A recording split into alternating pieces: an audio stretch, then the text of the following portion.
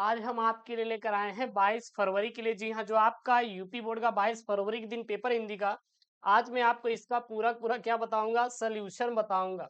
कल मैंने पूरा पेपर अपलोड करवाया था, लेकिन उस पर आपने प्यार सही से नहीं दिया, मुझे लगता है पता नहीं क्यों।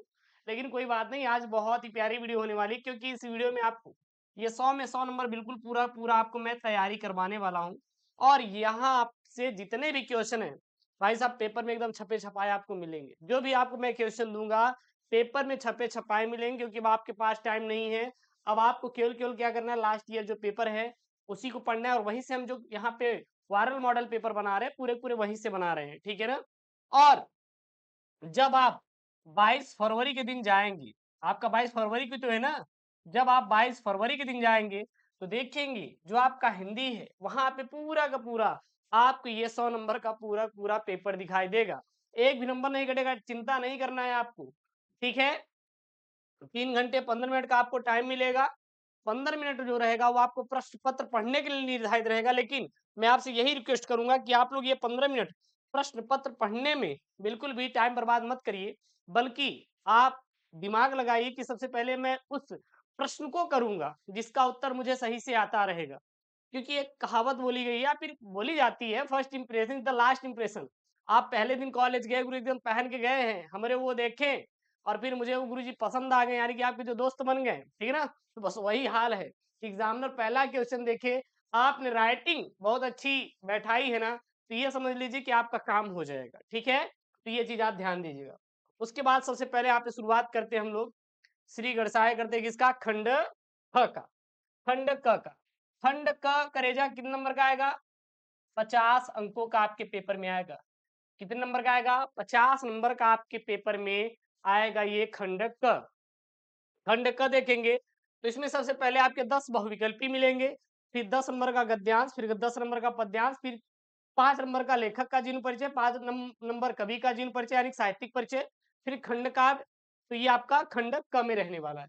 सबसे पहले बहुविकल्पी मैंने इसको करवाया भी था, आज मैं इसका फुल पेपर सोल्यूशन कर रहा हूँ एक तरफ से, ठीक है ना। भाषा योग वासिष्ठ के लेखक कौन है, राम प्रसाद निरंजन। कौन है, राम प्रसाद निरंजन जो है वो भाषा योग वासिष्ठ के कौन है, लेखक हैं। उसके बाद अगला प्रश्न यहाँ पे, सदल मिश्र की रचना है। सदल मिश्र की जो रचना है वो है नासिकेतोपाख्यान। किसकी है, सदल मिश्र की रचना है। चंद्रकांता संतत की कृति, यानी जो चंद्रकांता संतत की कृति है, यह किसकी कृति है, तो यह एक उपन्यास है। चंद्रकांता संतति जो कृति है, ये कृति की विधा पूछ रहा है। जैसे विधा मतलब ये नाटक है या फिर कहानी है या फिर एक उपन्यास है, ठीक है ना। तो ये आपका क्या है, एक उपन्यास है। ये चीज आप लोग याद रखिएगा। उसके बाद अगला यहाँ पे क्वेश्चन देखिए, उसके बाद यहाँ पे क्वेश्चन है, बालकृष्ण भट्ट संपादक है थे, किसके संपादक थे, हिंदी प्रदीप की। अब बालकृष्ण भट्ट संपादक हैं मतलब कि अभी वो जीवित है, लेकिन थे मतलब उनकी मृत्यु हो चुकी है।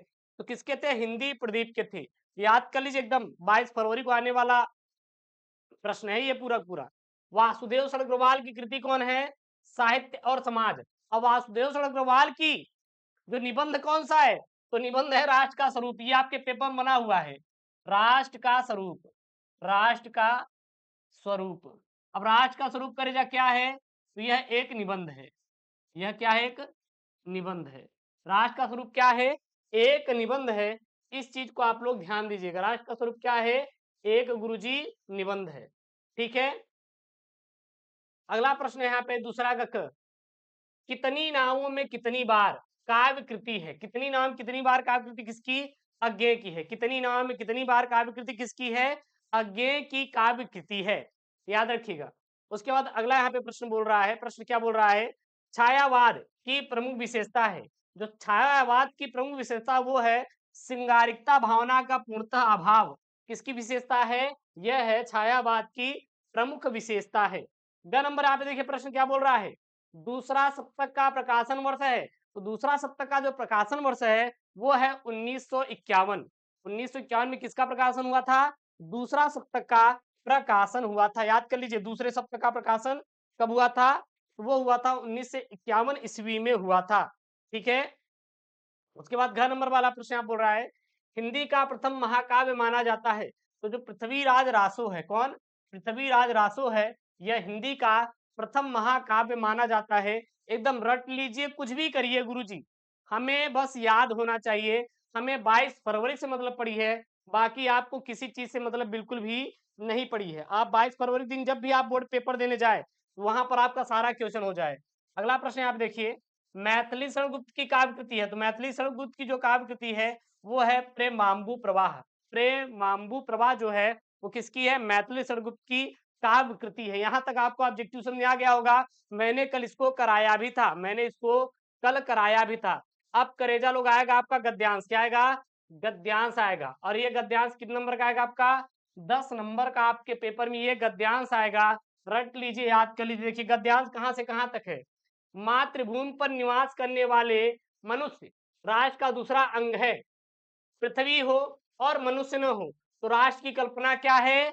असंभव है। हर एक लाइन से हम क्वेश्चन निकालेंगे। यहाँ पे क्वेश्चन का आंसर, पृथ्वी और जन दोनों के समन्वय से ही राष्ट्र की स्वरूप संपादित होता है।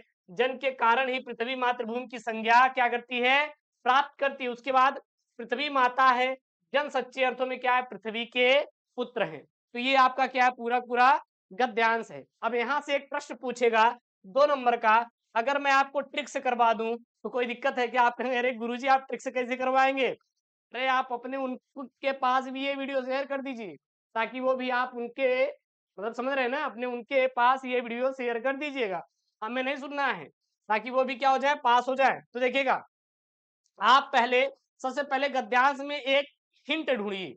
हिंट क्या ढूंढना है गुरुजी? राष्ट्र। यहाँ पे क्या दिख रहा है? राष्ट्र दिख रहा है। और गुरुजी क्या दिख रहा है? कहीं पे राष्ट्र दिख रहा है? बिल्कुल दिख रहा है राष्ट्र। कहाँ पे करजवा दिख रहा है? यहाँ पे देखिए क्या दिख रहा है आपको? राष्ट्र शब्द दिखाई दे रहा है। जब बार बार राष्ट्र शब्द दिखाई दे तो यह लिया गया है राष्ट्र के स्वरूप से। कहां पर लिया गया है? राष्ट्र के स्वरूप से लिया गया है। तो गद्यांश का पाठ का नाम क्या है? राष्ट्र का स्वरूप है। क्या है? राष्ट्र का स्वरूप है। क्या है? राष्ट्र का स्वरूप है। ठीक है ना? अब राष्ट्र के स्वरूप के लेखक कौन है आपको याद होना चाहिए, तो वो है वासुदेव शरण अग्रवाल। कौन है लेखक का नाम? वासुदेव,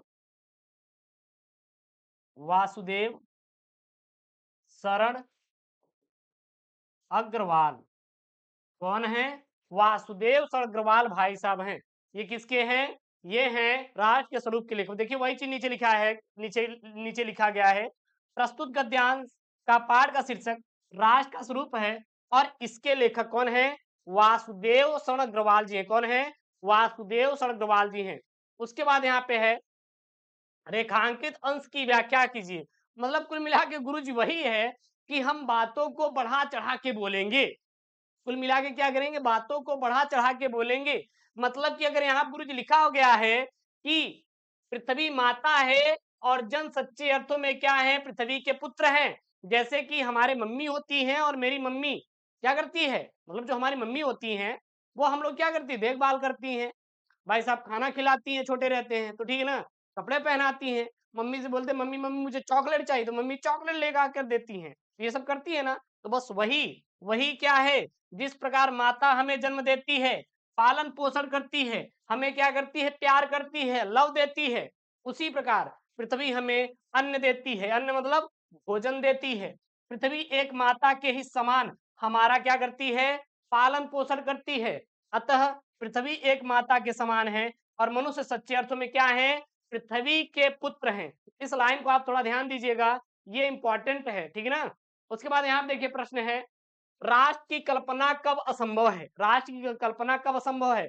तो इसका आंसर आप यहाँ पे तो ठीक है मैंने लिख दिया है, लेकिन गुरुजी हम ऊपर गद्यांश से कैसे निकालेंगे? ये चीज ध्यान दीजिएगा। जहां पर आपको दिखे राष्ट्र की कल्पना, राष्ट्र की कल्पना असंभव शब्द कहां पे दिख रहा है? राष्ट्र की कल्पना असंभव शब्द कहां पे दिख रहा है? वही इसका आंसर हो जाएगा।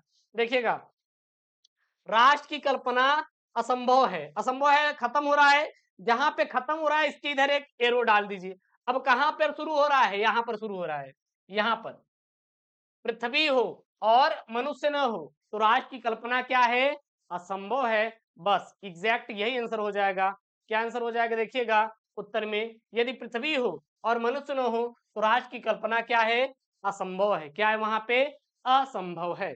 उसके बाद यहाँ पे चौथा प्रश्न है, पृथ्वी और जन दोनों मिलकर क्या बनाते हैं? पृथ्वी और जन दोनों मिलकर क्या बनाते हैं? अब जहां पे पृथ्वी और जन है वही इसका क्या हो जाएगा? करेक्ट आंसर हो जाएगा पृथ्वी और जन। कहाँ शुरू हो रहा है? यहाँ पर एक एरो ठोको, यहाँ पर एक एरो लगाओ, कहाँ पर खत्म हो रहा है, इस चीज को आप लोग ध्यान दीजिएगा। यहाँ पर खत्म हो रहा है, यहाँ पर खत्म हो रहा है, तो इसका आंसर क्या हो जाएगा? तो पृथ्वी और जन दोनों के समन्वय से ही राष्ट्र का स्वरूप क्या होता है? संपादित होता है। तो ये एक इंपॉर्टेंट वाला हेडिंग है, क्वेश्चन कह सकते हैं, इसको आप लोग याद रखेंगे। ये सब छोटे छोटे टिप्स हैं यार, जो कि आपके लिए मैं लाता रहता हूँ। ये सब टिप्स अगर कर लिए ना तो काम आपका हो जाएगा। देखिए उसके बाद है, पृथ्वी कब मातृभूमि की संज्ञा प्राप्त करती है? बस वही है कि पृथ्वी मातृभूमि की संज्ञा जन के कारण ही क्या करती है? प्राप्त करती है। 10 नंबर आपका पक्का हो गया। कोई आपको अलग से नहीं ढूंढना, कोई चीज आपको अलग से नहीं याद करना, हर एक क्वेश्चन के आंसर का जवाब आपको इसी में मिल जाएगा यार।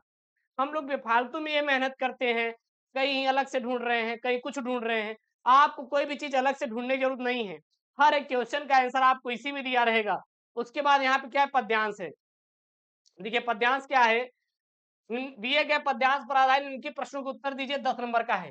क्या है यहाँ पे? आज की दुनिया विचित्र नवीन, प्रकृति पर सर्वत्र है विजयी पुरुष आसीन।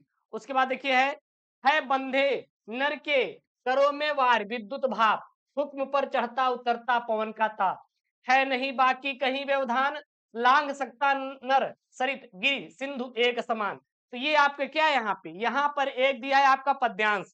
सबसे पहले क्वेश्चन पूछेगा कि पद्यांश का संदर्भ लिखिए, मतलब ये जो पद्यांश है इसके लेखक कौन है और कहां से लिया गया है।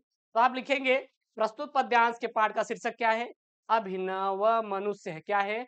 अभिनव मनुष्य है, ठीक है ना। और इसके रचयिता, रचयिता मतलब ये क्या है? पद्यांश है तो कभी आएगा ना, लेखक तो आएंगे नहीं। कौन है? रामधारी सिंह दिनकर है। और रामधारी सिंह दिनकर का जीवन परिचय तैयार कर लेना, इंपॉर्टेंट है। उसके बाद है यहाँ पे आपका रेखांकित अंश की व्याख्या कीजिए। वही चीजों को बढ़ा चढ़ा के लिखना है। अब तो ये कर ही लोगे, ये मैं 2 नंबर का छोड़ दे रहा हूं अब आपके ऊपर, और मुझे पता है कि आप लोग कर लोगे। उसके बाद यहाँ पे प्रश्न है, आज के मनुष्य ने किस पर विजय प्राप्त की है? देखिएगा ये लाइन, इसका आंसर यहीं पे दिखेगा। आज के मनुष्य ने किस पर विजय प्राप्त की है? तो देखिए यहाँ पे है ना, यहाँ पर है प्रकृति पर सर्वत्र है विजयी पुरुष आसीन, यानी कि जो प्रकृति है उस पर पुरुष ने विजय प्राप्त कर ली है। देखिए यहीं पे है ना कि वैज्ञानिक वैज्ञानिक प्रगति के परिणाम स्वरूप आज मनुष्य ने प्रकृति पर सर्वस्त्र यानी कि संपूर्ण रूप से विजय प्राप्त कर ली है। उसके बाद चौथा प्रश्न यहाँ पे, किसके हुक्म पर पवन का ताप चढ़ता उतरता है? किसके हुक्म पर पवन का ताप चढ़ता उतरता है? तो ऊपर देखो करेजा, यहाँ पे है आपका, कहाँ पे? देखिए यहाँ पे हुक्म पर चढ़ता उतरता है पवन का ताप, है नहीं कहीं बाकी व्यवधान। यानी कि किसके किसके हुक्म पर पवन का ताप उतरता और क्या है? चढ़ता है। तो वही यहाँ पे आपको बताना है। तो यहाँ पे बताना है वैज्ञानिक युग के अभिनव मानव के हुक्म पर पवन का ताप क्या करता है?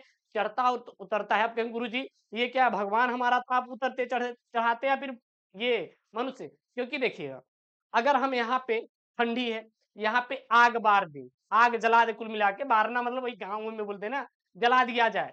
तो जब आग को जला दिया जाता है तो हमें क्या मिलती है? गर्मी मिलती है। अब आग को जलाना हम ही लोग ने उसको इन्वेंट किया है ना, मतलब उसकी खोज की है आग की। मनुष्य ही ने तो किया है आग की खोज, पहले से विद्यमान थी। तो वैज्ञानिक हो गया, आप किसी चीज की खोज करते तो वो वैज्ञानिक तरीका हो जाता है। तो बस आप चाहेंगे तो गर्मी ला सकते हैं, आप चाहेंगे तो ठंडी। है नहीं बाकी कहीं व्यवधान से क्या आशय? मतलब कि है कहीं नहीं बाकी से आशय क्या, मतलब क्या है? तो उत्तर में लिखेंगे वैज्ञानिक प्रगति के कारण आज का मनुष्य इतना साधन संपन्न हो गया है कि उसके सामने किसी भी प्रकार का व्यवधान नहीं है। वह बिना किसी व्यवधान की सारी बाधाओं को क्या कर सकता है? लांघ सकता है। बस यही करिश्मा आंसर छापिएगा, बहुत ज्यादा नहीं परेशान होना है। ये कोई एसएससी ओसएससी का यूपीएससी का एग्जाम नहीं है आपका 12वीं का। मुझे पता है कि आप 12वीं में हैं, बहुत ही सैड फीलिंग आ रही है गुरुजी साल भर से कुछ नहीं पढ़े हैं। लेकिन ये कोई एसएससी ओसएससी बैंक का एग्जाम नहीं यूपीएससी का देने जा रहे हैं जो आप डर गए हैं कि अरे गुरुजी हमारा क्या होगा। भाई बोर्ड का यार, वन नाइट फाइटर बन जाओ यार। जो मैं आपको दे रहा हूँ ना इतना पढ़ लो, काम हो जाएगा, बहुत ज्यादा नहीं परेशान होना है। 5 का क देखिएगा, 5 का क देखिए, बोल रहा है यहाँ पे निम्नलिखित में से किसी एक लेखक का साहित्यिक परिचय देते हुए उनकी प्रमुख रचनाओं का उल्लेख कीजिए। अधिकतम शब्द सीमा 80 शब्द और पेपरवा में आपके 5 अंक का आएगा। कितने नंबर का आएगा? 5 नंबर के पेपर में आएगा। कौन कौन यहाँ पे? प्रोफेसर जी सुंदर रेड्डी, आचार्य हजारी प्रसाद, डॉक्टर एपीजे अब्दुल कलाम। तो ये तीनों इंपॉर्टेंट है, ये तीनों इंपॉर्टेंट है, ये तीनों क्या है? मोस्ट इंपॉर्टेंट है। बस यही 3 तैयार करो, क्योंकि मैं हर एक पेपर में यही 3 डालता हूँ और यही आएंगे। तो डॉक्टर एपीजे अब्दुल कलाम का संक्षिप्त परिचय, मतलब कुल मिला के ये समझिए कि अगर कोई आपको बता दे कि गुरुजी आज पिंकी की, और पिंकी मतलब एक काल्पनिक नाम है, अब पिंकी मार कमेंट कर दें गुरुजी आप हमें बता रहे थे कि हम लड़ रहे थे कॉलेज में जाके, अब कोई आपसे बोल दिया कि पिंकी को गुरुजी आज रमेश, एक काल्पनिक नाम है, रमेश से लड़ाई हो गई गुरुजी, हाँ बस इतना ही पता है, तो पता लगे घरे गए, चलिए पिंकी तो ये बोल दी थी, वो बोल दी थी, और राजेश ऐसा कर दिया, वैसा कर दिया, हाँ पिंकी भी बहुत मार दी, तो ये सब मतलब कि बात थोड़ी सी, लेकिन बढ़ा चढ़ा के आप लोग बोलते हैं। तो कुल मिलाकर अगर आपको ये पॉइंट पता है तो बढ़ा चढ़ा के जीवन परिचय, साहित्यिक परिचय लिख सकते हो ना, बस वही काम करना है। हाँ, अब कहेंगे गुरुजी आप बार बार पिंकी को लेके आते हैं, अरे और किसी को लेकर चले आइए, बिल्कुल लेकर आएंगे, बिल्कुल नाम अच्छा आप कमेंट कर दीजिए, मैं आज से उन्हीं का नाम लूंगा जिसका आप नाम कमेंट करेंगे। जन्म जन्म कब हुआ था? 1913 ईस्वी में। इनकी प्रसिद्धि यानी कि इन्होंने किस क्षेत्र में प्रसिद्धि हासिल की थी? जैसे आपसे पूछे कि आप किस क्षेत्र में प्रसिद्धि हासिल किए, गुरुजी हम बैक बेंचर हैं। बैक बेंचर मतलब जो पीछे गुरुजी बैठ के एकदम मटर गश्ती करते हैं गुरुजी, और गुरुजी को भी परेशान करते हैं, उसी नाम से प्रसिद्ध हैं, ठीक है ना? एकदम गुरुजी माफिया, ब्लैक माफिया। उसी प्रकार इन्होंने प्रसिद्धि प्राप्त की थी कि किन्होंने? डॉक्टर एपीजे अब्दुल कलाम ने। कौन सी? मिसाइल मैन, यानी कि इन्होंने मिसाइल की खोज किया था, इन्वेंट किया था, और ये हमारे जनता के राष्ट्रपति के रूप में भी चुने गए थे। कौन? Doctor APJ Abdul Kalam. इनके पिता का नाम क्या था गुरुजी? जैनुलाब्दीन। माता का नाम असियम्मा था। इन्होंने शिक्षा, गुरुजी जैसे कि अगर आपसे पूछूं कि आपने शिक्षा क्या ग्रहण की है, गुरुजी कहेंगे हम 12वीं में हैं। अरे 12वीं में अभी पास नहीं हुए हैं, तो शिक्षा केवल आपने 10वीं तक ग्रहण की है, ठीक है ना? जब बुढ़वा में पास हो जाना, लड्डू लेके आना, उसके बाद कहना गुरुजी हम 12वीं तक शिक्षा ग्रहण किए हैं, बस वही है। तो इन्होंने इंजीनियरिंग किया था, इंजीनियरिंग मतलब बीटेक। क्या किया था? बीटेक किया था। भाई मैंने भी किया इंजीनियरिंग। अब हम भी सोच रहे कहीं नौकरी वोकरी जेईई की पा जाएंगे तो मजा आ जाएगा, पता नहीं कब पाएंगे यार, हमें नहीं पता। चलिए देखते हैं यहाँ पे लेखन विधा, काव्य और आत्मकथा, यानी कि इनकी लेखन विधा कौन कौन सी है गुरुजी? काव्य है और आत्मकथा है। अब कहें गुरुजी आप इंजीनियरिंग किया तो बायोलॉजी कैसे पढ़ाते हैं? भैया मैंने बायोलॉजी की भी डिग्री की है, बीएससी बायो, बीएससी बायो भी मैंने किया है। मैंने 12th अलग से बायोलॉजी किया था, 12th मैंने अलग से बायोलॉजी किया है। हाँ, कितना ना परसेंटेज है गुरुजी? 87% था बायोलॉजी में। फेंकते उगते नहीं, देखो जो है 87% था मेरा बायोलॉजी में, ठीक है? पढ़े उड़े नहीं थे, बस गए थे बैठ गए। अब कहें गुरुजी आप तो रोज पढ़ाते हैं तो आपको याद नहीं रहेगा क्या? पढ़ने पढ़ाने में बहुत अंतर होता है, इस चीज को ध्यान दीजिएगा। भाषा कैसी थी सर? सरल थी, प्रवाह में थी और बोधगम्य थी, करेजा, ठीक है ना? इनकी शैली कैसी थी गुरुजी? हमारी शैली कैसी है गुरुजी? हम बहुत चिंता रहते हैं, चिंतित रहते हैं कि गुरुजी हमारे बोर्ड में 95 आए कि ना आए, हाँ बताई दे। तो वही है कुल मिला के। तो इनकी शैली थी चिंतन परक और आत्मकथात्मक थी। समझ आ रहा है ना? समझ में आ रहा नहीं? कमेंट कर देना यार, कमेंट कर देना। एक भी क्वेश्चन बाहर से नहीं आएगा, छाप लो। रचनाएं कौन कौन सी है? Ignite minds, releasing the power of with in India और माय जर्नी आदि। इनकी मृत्यु 27 जुलाई 2015 में गुरुजी हुआ था। उसके बाद आपका ख आएगा यहाँ पे, पांचवा का ख है, ये पांचवा का ख है कि कवि का साहित्यिक परिचय और उनकी प्रमुख कृतियां जयशंकर प्रसाद, महादेव वर्मा और सच्चिदानंद हीरानंद वात्स्यायन, तीनों इंपॉर्टेंट है, रट लो। यहाँ मैंने जयशंकर प्रसाद का लिया, किसका लिया है? जयशंकर प्रसाद का लिया। जन्म 30/1/1889 ईस्वी में, जन्म स्थान काशी, पिता का नाम देवी प्रसाद। ये छायावाद के क्या माने जाते हैं गुरुजी? प्रवर्तक माने जाते हैं। और करे जवाब क्या हो जाएगा? लेखन विधा, काव्य, नाटक, उपन्यास, निबंध। एक कमेंट था गुरुजी करेजा मतलब क्या होता है? हमारा करेजा मतलब क्या होता है? मेरा दिल, यानी कि आप लोग क्या है? मेरे दिल है, ठीक है ना? तो मेरे अंदर दिल है। आप कहेंगे गुरुजी एक ही तो दिल है, आप पूरे दुनिया को बांटते फिर क्या करेंगे? सब आ जाते हैं उसमें, भगवान ने बनाया ना, इसलिए उसमें बहुत बहुत बहुत है, अभी बहुत जगह है, परेशान ना हो, ठीक है ना? सर भाषा कैसी थी? संस्कृत निष्ठ खड़ी बोली। इनकी शैली प्रबंध काव्य एवं मुक्तक, इनकी क्या थी गुरुजी? शैली थी। चलिए इनकी प्रमुख रचनाएं कामायनी थी, आंसू थी, लहर थी, झरना थी, चित्राधार थी, कानन कुसुम थी, और गुरुजी क्या थी? प्रेम प्रतीक। It is IMP. आईएमपी मैंने कल भी लिखवाया था, आज भी लिखवा दिया। मृत्यु 14/1/1937 ईस्वी। अब देखिएगा यहाँ पे है आपका क्या है यहाँ पे, ध्रुव यात्रा कहानी के उद्देश्य पर प्रकाश डालिए, 80 शब्दों में लिखना है। या फिर आप लिख सकते हैं, क्या लिख सकते हैं, अथवा पंचलाइट अथवा बहादुर कहानी का सारांश लिखिए, 5 नंबर का। तो इसका मैं बोला ना फुल पेपर सोल्यूशन है बिल्कुल, 100 में 100 नंबर वाला ये पेपर है, 100 में 100 नंबर वाला। तो आज है बहादुर कहानी का सारांश। क्या है बहादुर कहानी का सारांश? 5 अंक पक्का करो यार, अंक बिल्कुल पक्का, गारंटी है यार। अरे यार 3 तो कहानी है, एग्जामिनर क्या करेगा, कोई बाहर से दे देगा क्या? बस यही आएगा, छाप लो। क्या लिखेंगे? बहादुर नेपाल का 12 से 14 साल का एक नाबालिग लड़का है जो अपनी माँ के गलत व्यवहार से तंग आकर नेपाल छोड़कर शहर चला जाता है या चलाता है। शहर में लेखक की पत्नी कौन, निर्मला जी हैं, जो कि अपने से संपन्न रिश्तेदारों के घर पर नौकर से जुटी सुविधाओं को देखकर अपने भी घर नौकर रखने का विचार बनाती हैं और बहादुर को नौकर के रूप में क्या करती हैं, घर में रख लेती हैं। पहले तो बहादुर के साथ अच्छा व्यवहार किया जाता है, लेकिन बाद में बहादुर के साथ मारपीट, गाली गलौज और चोरी का इल्जाम लगाकर उसे पीटा जाता है, जिसके कारण बहादुर तंग आ जाता है। बहादुर क्या जाता है, तंग आ जाता है और घर छोड़कर वह भाग जाता है। फिर निर्मला और उसके परिवार बहादुर को ढूंढते हैं, लेकिन बहादुर नहीं मिलता। अब निर्मला और उसके परिवार वाले क्या करते हैं, पछताते हैं और सोचते हैं कि अब उसके साथ अच्छा व्यवहार करेंगे। लेकिन एक कहावत है ना कि अब पछताए होत क्या जब चिड़िया चुग गई खेत, अर्थात हम कह सकते हैं अब पछताने से कोई लाभ नहीं, क्योंकि बहादुर घर छोड़कर क्या था, भाग गया था, यानी कि चला गया था। बस यही आपको लिखना है। अब इसको जो मैं लिखवाया हूं सेम टू सेम नहीं छापना है, कोई किताब का सेम टू सेम मत छापिए, नहीं तो एग्जामिनर जान जाएगा कि ये भाई रटा हुआ चीज है। आप समझ के कहानी को समझ के आप लोग एक बार लिखेंगे तो आ जाएगा कि एक भी नंबर नहीं कटेगा। मुझे पता है कि आप लोगों को यही सिखाया जाता है स्कूल में कि भाई रट ले परिभाषा, जीव विज्ञान की यही है, बायोलॉजी की ये है, ये है। अरे रटना छोड़ दो, समझ के लिखना सीखो। जब आप समझ के लिखोगे ना तो आपको एग्जामिनर भी आपको अच्छा नंबर देगा। अगर आप समझ के नहीं लिखोगे तो फिर वो कहीं का मतलब नहीं है। तो आप अपने दिमाग का यूज करिए, प्रश्नों को समझिए, उसका उत्तर समझिए, फिर अपने से बना कर लिखिए। जितना आप बना के लिखेंगे उतना आपका अच्छा नंबर मिलेगा, ठीक है ना? तो ये नहीं कि एग्जाम में आ नहीं रहा है सर हम बना के प्रश्न लिखेंगे, पूरा नंबर देगा एग्जाम, एक भी नंबर नहीं कटेगा, एक भी नंबर नहीं कटेगा। परेशान ना हो, हम वो टीचर नहीं है जो होपलेस कर देंगे आपको कि डरवा दे कि अरे फेल हो जाबो, ये अरे का फेल हो जाबो यार, कुछ नहीं हो वो यार, अरे कुछ नहीं, चाहिए ही नहीं है कुछ फेल होने के लिए। आप पता नहीं क्यों परेशान होते, गुरुजी हम फेल हो जाएंगे, फेल हो जाएंगे। कौन डरवा रहा है यार फेल होने के लिए? 100 में से 33 नंबर नहीं ला सकते, 70 में 23 नंबर नहीं ला सकते, कुछ दम ही नहीं है यार। आप पहले ही अपने अंदर डर पैदा कर लिए, गुरुजी हम फेल हो जाएंगे, फेल हो जाएंगे। अरे नहीं फेल हो गए यार, मैं बोल रहा हूँ ना। अब मत कमेंट करना गुरुजी डर क्यों यार, भाड़ में जाए यार, उसको फेंक दो, भाड़ में जाओ।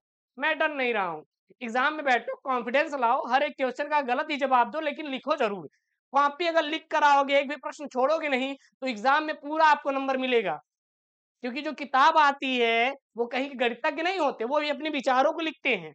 तो आप भी अपने विचारों को लिखिए ना, बस वही है। अब क्या बताएं, हाँ, परेशान कर दे रहे यार हमें। अब आप लोग कलेजा हैं, तब वो अब क्या बताएं हम आपको। चलिए कोई बात नहीं। स्वपठित खंड काव्य के आधार पर किसी एक खंड काव्य का क्या दीजिए, उत्तर दीजिए, 5 नंबर का आएगा। आप अपने जिले का नाम कमेंट कर दो। सबसे ज्यादा जिले का नाम आया था खंड, उस पर आया था आलोक वृत्त पर, तो वही लिया हूँ।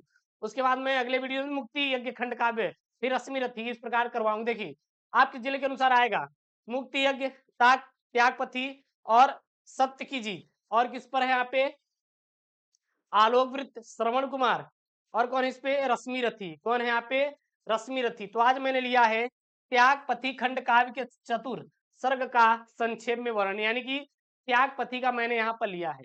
अब त्यागपथी में जो चतुर्थ सर्ग में क्या कहा गया है, तो राजश्री एक यहाँ पे युवती है जो भिक्षुड़ी न बन पाने के कारण वह अत्यंत ही क्या है, क्षुब्ध रहती है, यानी कि बहुत ही परेशान रहती है। वह बराबर इसी प्रयास में रहती है कि किसी न किसी प्रकार से वह संघ की शरण में चली जाए, और दिवाकर मित्र उसे नित्य शिक्षा दिया करते हैं। वह एक दिन हर्ष से पूछती है, मतलब खुश होकर पूछती है कि मैं आपके आदेशानुसार गृहस्थ बनकर आज तक राज्य के समस्त कठिन कार्यों को करती रही, निरंतर दिवाकर मित्र जैसे आचार का सानिध्य प्राप्त करके मुझे शांति नहीं मिल पा रही है। अतः आप मुझे भिक्षुड़ी बनने की क्या दें, आज्ञा प्रदान करे। उसके बाद यहाँ पे क्या है, फिर हर्षवर्धन है, वो क्या करते हैं, राजश्री को समझाते हैं कि तुम्हारा त्याग किसी सन्यासिनी से कम नहीं, मुझे भी राज्य का कोई लोभ नहीं है, मैं भी तुम्हारे साथ सन्यास ग्रहण करने का आश्वासन दिया था। मैंने देश को जीतकर बहुत सी संपत्तियां इकट्ठा कर ली, उसे दीन दुखियों में बांटकर तुम्हारे साथ राजमहल में भिखारी बनकर रहना चाहता हूँ।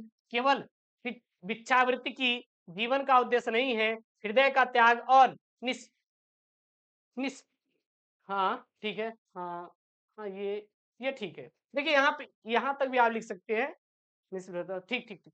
या अगर आप ये लाइन काट भी देते हैं ना, तो कोई दिक्कत नहीं है। अगर ये भी लिखते हैं केवल भिक्षावृत्ति ही क्या है, जीवन का उद्देश्य नहीं है, अर्थात आप मतलब जो हम लोग कहते हैं कि भिक्षा माँगना ही एक हमारा जीवन का उद्देश्य, ऐसा भी नहीं है। हमें क्या करना है, अपने जो लोभ है, काम है, मोह है, उसे त्याग करना है और भगवान में क्या हो जाना है, विलीन हो जाना है, बस। अगर आप ये लास्ट वाली लाइन काट सकते, काटना हो तो उसके बाद आपका क्या आएगा, खंड ख आएगा, जो कि 50 अंकों का पेपर में आएगा। कितने नंबर का आएगा करेजा, ये 50 नंबर के आपका पेपर में आने वाला है, ठीक है ना। चलिए, आवाज तो जा रही ना आप लोग को प्रॉपर। अब देखिएगा यहाँ पे आपका सबसे पहले 8 का क यहाँ पे संस्कृत का गद्यांश का उत्तर दीजिए 7 नंबर का। अब संस्कृत का गद्यांश कहाँ से कहाँ तक ये है आपका, ठीक लगा लीजिए, या फिर इसको स्क्रीनशॉट कर लीजिए। बौद्ध युगे इमे सिद्धांत से लेकर कहाँ तक है, यहाँ तक है आपका राजनैतिकम स्वरूपम विहितवन्तः तक है आपका। सबसे पहले इसका संदर्भ लिखने के लिए आएगा, तो संदर्भ क्या लिखेंगे, प्रस्तुत गद्यांश संस्कृत दिनदर्शिका के पंचशील सिद्धांत पाठ से क्या है, अवतरित है, यानी कि लिया गया है। इसका अनुवाद करेंगे तो अनुवाद क्या हो जाएगा, अनुवाद हो जाएगा यहाँ पर कि बौद्ध युग में, देखिए संस्कृत वाला आप खुद से निपट लीजिएगा, संस्कृत वाला मैं यहाँ पे स्किप करूंगा, लेकिन मैं तब भी आपको समझा दे रहा हूँ। बौद्ध युग में ये सिद्धांत तम व्यक्तिगत जीवन की उन्नति के लिए प्रयुक्त थे, किंतु आजकल ये सिद्धांत राष्ट्रों की पारस्परिक मैत्री एवं सहयोग के आधार तथा विश्व बंधुत्व और विश्व शांति के साधन हैं। उसके बाद यहाँ पे राष्ट्र नायक श्री जवाहरलाल नेहरू के प्रधान मंत्रित्व काल में चीन के साथ भारत की मैत्री पंचशील सिद्धांतों के आधार पर ही हुई थी, क्योंकि दोनों ही देश बौद्ध धर्म में आस्था रखते थे और आधुनिक विश्व में पंचशील सिद्धांतों ने नया राजनीतिक स्वरूप क्या किया है, ग्रहण किया है। उसके बाद यहाँ पे अगला प्रश्न है, अगला आपका प्रश्न है संस्कृत का पद्यांश। अब संस्कृत का पद्यांश ये है, भाषा सुमुख्या मधुरा दिव्या गीवाण भारती तस्य ही मधुरम काव्यम तस्मादपि सुभाषितम। तो ये आपका क्या है, एक संस्कृत का पद्यांश है। और सबसे पहले इसका संदर्भ तो क्या लिखेंगे, यह श्लोक संस्कृत दिनदर्शिका के सुभाष रत्नानी पाठ से क्या किया गया है, अवतरित है।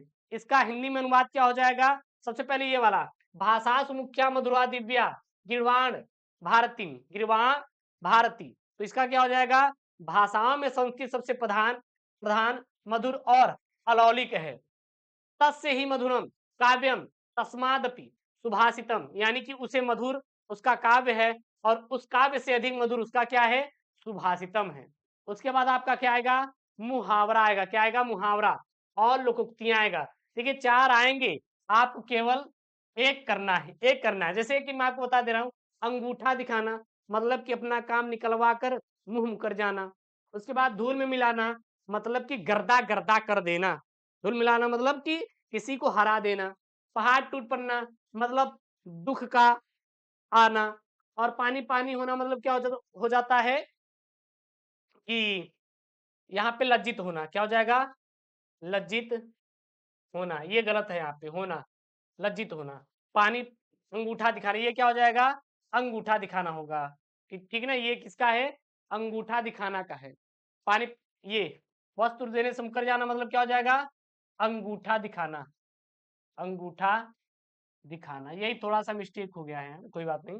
यानी कि अरे साहब, आपके सामने ही तो मोहन ने मुझसे 1 सप्ताह पहले क्या लिया था, पुस्तक ली थी, अब लौटाने के नाम पर मुझे अंगूठा दिखा दिया।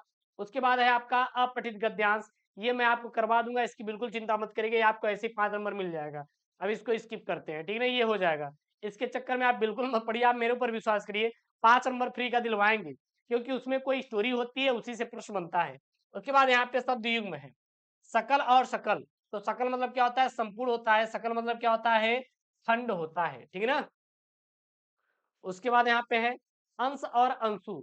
अंश मतलब क्या होता है, भाग्य होता है, और अंशु मतलब क्या होता है, कोई भी किरण होती है। उसके बाद यहाँ पे आपका कि किसी एक शब्द के दो अर्थ लिखिए, धरा, मित्र और जलद। तो धरा का है भूमि और पृथ्वी, मित्र का सखा, दोस्त, सहयोगी, जलज का कमल, शंख और मोती होता है। इसको आप पढ़ लीजिए। उसके बाद ग वाला यहाँ पे है आपका, वाक्यांशों के लिए एक शब्द का चयन करना है जिसका कभी अंत ना हो, उसे हम लोग अनंत कहते हैं। क्या कहते हैं, अनंत कहते हैं। जानने की इच्छा रखने वालों को क्या बोलते हैं, जिज्ञासु बोलते हैं। क्या बोलते हैं, जिज्ञासु बोलते हैं। उसके बाद यहाँ पे आपको लिखना है कि इन दो वाक्यों को शुद्ध करके लिखिए, 2 नंबर का है, 2 वाक्यों को शुद्ध करके लिखना है यहाँ पे। सबसे पहला यहाँ पे क्या है आपका, परीक्षा पद्धति बदलना चाहिए। मैंने अनेकों बार यात्रा की है। केवल यहाँ 4 पुस्तकें रखी हैं। महादेवी वर्मा एक प्रसिद्ध कवयित्री हैं। तो यहाँ पे आपका तीसरा क्या हो जाएगा, केवल 4 पुस्तकें रखी, यहाँ पे हो जाएगा, यहाँ केवल 4 पुस्तकें रखी हैं, ठीक है ना। और यहाँ पे ये यहाँ पहले आ जाएगा। महादेवी वर्मा एक प्रसिद्ध कवयित्री है, महादेवी वर्मा एक विशुद्धी कवयित्री हैं, महादेवी वर्मा विशुद्धी कवयित्री हैं, इस प्रकार से। उसके बाद 12 का क्या आएगा यहाँ पे, देखिए क क्या बोल रहा है यहाँ पे, श्रृंगार रस वीर रस का लक्षण और उसका उदाहरण लिखिए, 2 नंबर का है। सबसे पहले वीर रस की परिभाषा क्या हो जाएगा, उत्साह नामक भाव, उत्साह नामक अस्थायी भाव, विभाव, अनुभाव और संचारी भाव के संयोग से वीर रस की दशा प्राप्त होती है। क्या प्राप्त होती है, वीर रस की दशा प्राप्त होती है। अब वीर रस का उदाहरण क्या हो जाएगा, मंगल सगुन हो ही सब काहू, हर कहीं सुखद विलोचन बाहु, भरत ही साहस समाज उछाऊ, मिलहि राम मिटहि दुख दाहू।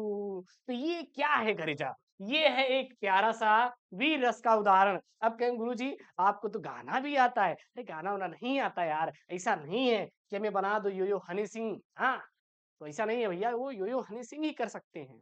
हाँ, आपके में जो भी हैं क्या बोलते हैं उनको, बादशाह ही कर सकते हैं, हम नहीं कर पाएंगे वो चीज। चलिए, श्लेष अलंकार और उत्प्रेक्षा अलंकार का लक्षण सहित आप क्या दीजिए, उदाहरण दीजिए, 2 नंबर का है। श्लेष अलंकार, श्लेष अलंकार क्या होता है, जहां किसी शब्द में एक बार प्रयुक्त होने पर उसके एक से अधिक अर्थ निकलते हैं, वहां श्लेष अलंकार होता है। मैंने क्या कहा, आप उनसे मिले थे कि नहीं कल। अब कहें गुरु जी उनसे क्या होता है, यही मतलब निकलेगा, उनसे मतलब अपने भैया से मिले थे कि नहीं, उनसे मतलब अपने दोस्त से मिले थे कि नहीं। और उनसे मतलब आप समझ ही गए होंगे, सबसे पहले आप तो समझ ही जाते हैं, भाई समझदार हैं आप लोग, ये चीज है। ये ये चीज मैं मानता हूँ कि आप लोग बहुत समझदार हैं, इसीलिए आपने अभी तक चैनल को नहीं सब्सक्राइब किया है, कर लो भाई चैनल को सब्सक्राइब, वीडियो को लाइक कर दो। लास्ट 4 ईयर का मैं पेपर लाया हूँ आपके लिए, जुनून है ना 95 लाने का, जाकर जुनून बैच को ज्वाइन क्यों नहीं करते यार, वहां पे स्पेशल चीजें दी जा रही है, link in the description box, फटाक से ज्वाइन कीजिए जुनून बैच को, ठीक है ना।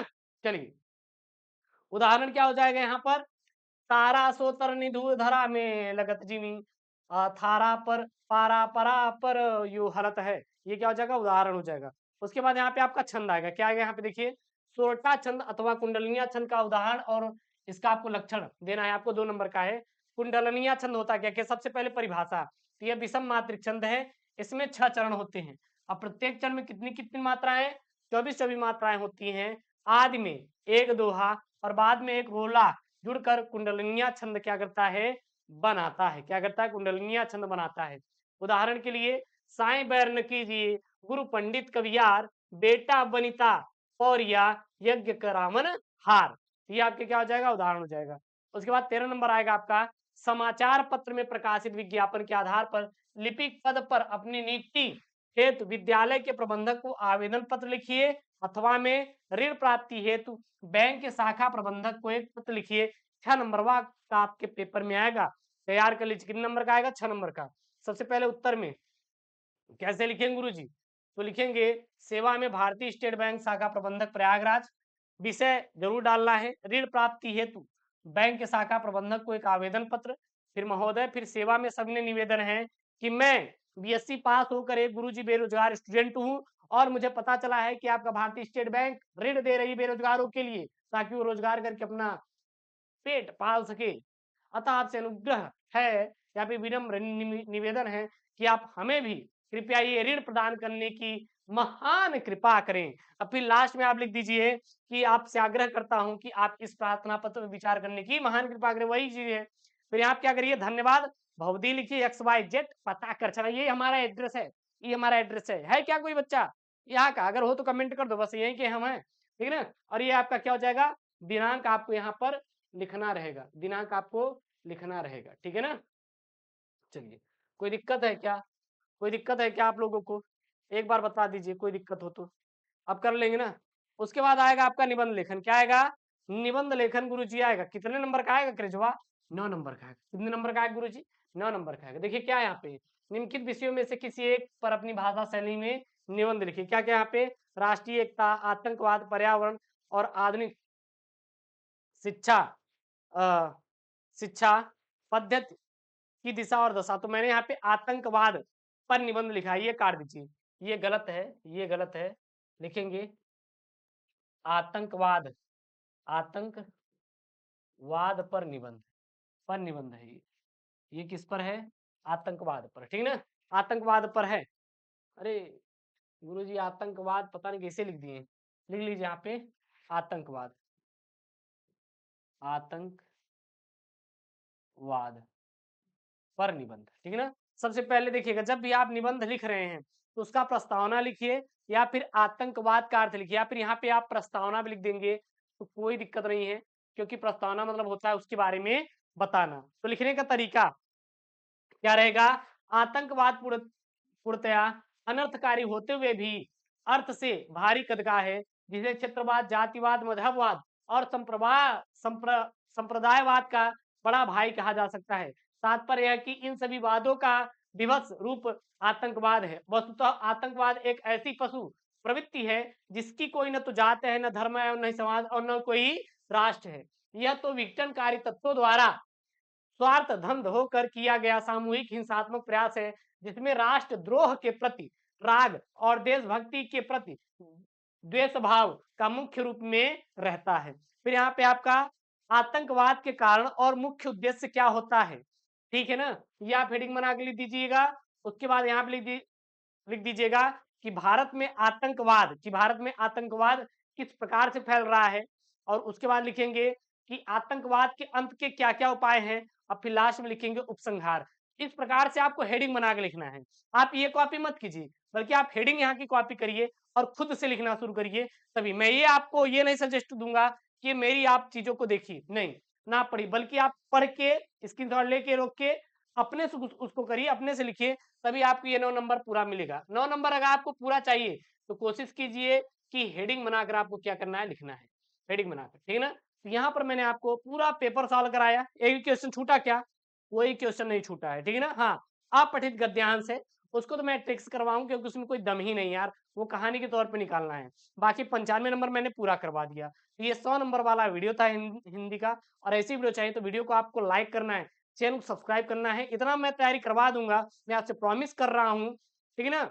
भाई साहब कसम खा के कहता हूँ, और मैं क्या बोल सकता हूँ कि आप अगर मेरा जितना वीडियो है देख लेंगे तो आपका पूरा हो जाए। ये मैं प्रण ले लिया हूँ कि आपको हिंदी में 95 दिलवा कर रहेंगे चाहे जो हो जाए। इसके लिए चैनल को सब्सक्राइब कर लीजिए, बाद में चाहे अनसब्सक्राइब कर दीजिएगा, अभी के लिए चैनल सब्सक्राइब कर लीजिए। मैं खुली चुनौती के साथ कहता हूँ कि जो मैं यहाँ पे बता रहा हूँ हर एक क्वेश्चन आपके पेपर में दिखेगा, ठीक है ना। तो चलिए मिलते हैं नेक्स्ट वीडियो में। ओके दोस्तों, थैंक यू, जय हिंद, टेक केयर, बाय बाय।